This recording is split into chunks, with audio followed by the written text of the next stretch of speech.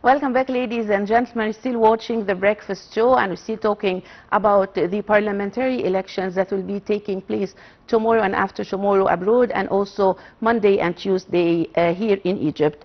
Egypt's parliamentary elections will be held on the 7th and 8th in the Egyptian abroad, and also 10th and 11th as announced by the National Elections Authority. Voting in Egypt 2025 parliamentary elections will be conducted in 2 phases to cover all the 27 governorates. And to shed more light on this topic, we are delighted to have with us over the phone Professor Monica Williams. She is a professor of economy and politics. Good morning, Professor. Good morning. Thank you very much for joining us today on Nile TV International. I would like to tell me more about the latest developments concerning the preparations for the elections, the parliamentary elections that will be taking place, will be starting tomorrow.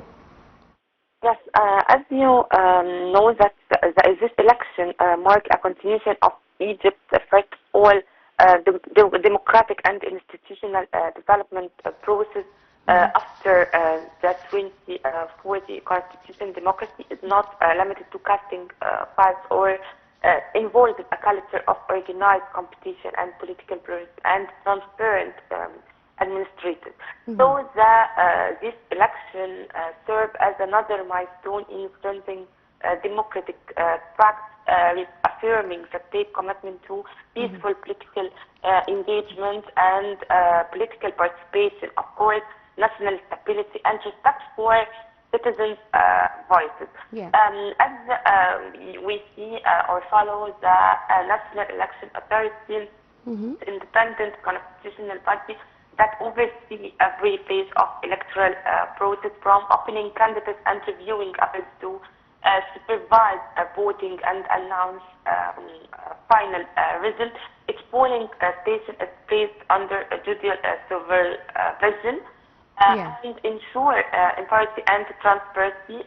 So this budget also regulates media coverage and campaign finance and equal opportunities among candidates. So this it guarantees the election or will conduct in line with both national laws and international standards. Dr. Monica, what's the new in the election cycle this year compared by the previous year?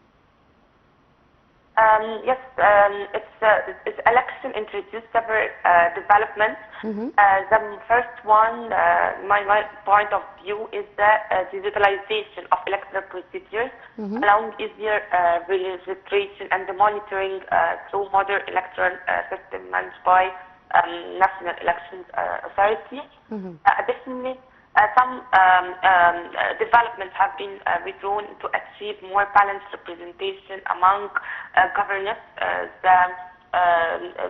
The distribution of the sectors, and this cycle also features broader party participation through multiple parties which participate in the list. Witness a growing political diversity compared to the previous election, which was nominated by a single or different way of distribution among governors. Yeah. Dr. Monica, as the elections will be starting tomorrow abroad, tell us more about the procedures that people living abroad will take to vote or to cast their ballots. Egyptian abroad can register electronically through the National Authority official website, selecting the embassy or consult with where they wish to or they listed to vote. Voting takes place at the diplomatic missions on dates following procedures that ensure privacy, security, and convenience without requiring citizens to return to Egypt. This reflects the state's effort to uphold political rights for all Egyptians wherever they stay or they lodge now. Yeah, and we want to talk more about the challenges facing the Egyptians living abroad while casting their ballots from previous experience. Yes, of course, that there's some challenges in this regard. The main one is or include geographical differences in time zones and work or applications that may prevent some from attending in person. Additionally, in countries with spread Egyptian communities, reaching emphasis or consultants can be difficult, but Egypt authorities continue to coordinate with community associations to facilitate logistics and encourage a greater turnout. Yes.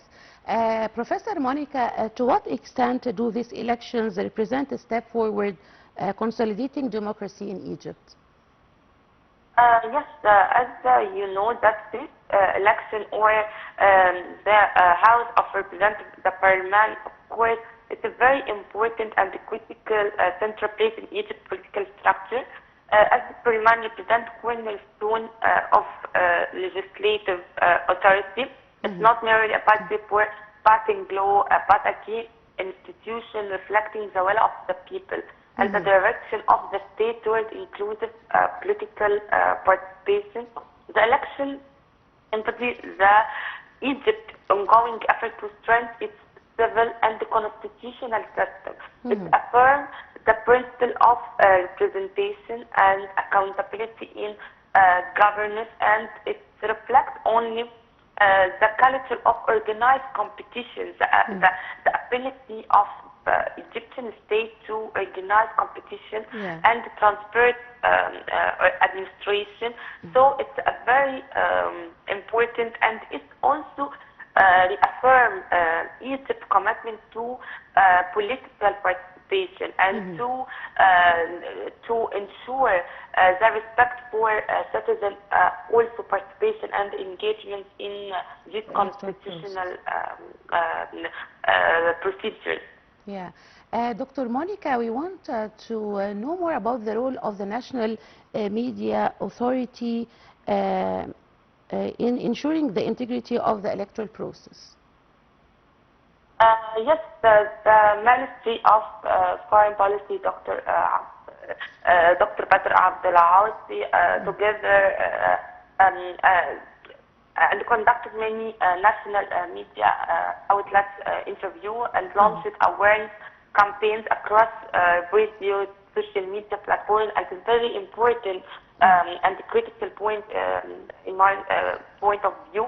It's very important to inform Egyptian approach about voting procedures and their political rights, and to encourage more participation and engagement. Egyptian emphasis also organize community meetings to explain timeless and steps which have proven effective in motivating higher participation rates. Yeah. Dr. Monica, this year the elections will be divided into two phases. The governorates divided into two phases. It is the first time to witness this in the parliamentary elections? No, it's not the first. It's the same, the political system or the system of the election to be divided into list or individual one. And it's very important to affirm the political diversity, the political sphere of the election, and how it reflects the final turnout, of course, in Parliament, and to ensure diverse backgrounds and diverse capabilities in this institution, and this important institution. Yeah. Talking again about the voting abroad starting tomorrow, how do embassies and consulates deal with the electoral process? Tell us more about this. Of course, as we mentioned, that it's expected high participation from Egyptian abroad, which demonstrates or reflects the inclusiveness and visibility of Egypt's political process. It sends a very clear message internationally that Egypt values the voices of its citizens. So it's another valid point. reinforces the credibility of its democratic institution, with more 10 million Egyptians living abroad. Towards this engagement, underscore Egypt's commitment to present all segments of population in governance. As you thought that MC with the schedule of the election, it invites international observers to monitor the election, and the observers follow strict regulations that respect Egypt's sovereignty and fairness of the electoral process. And what about the local and international organizations that will be monitoring the electoral process here in Egypt on the 10th and 11th of November?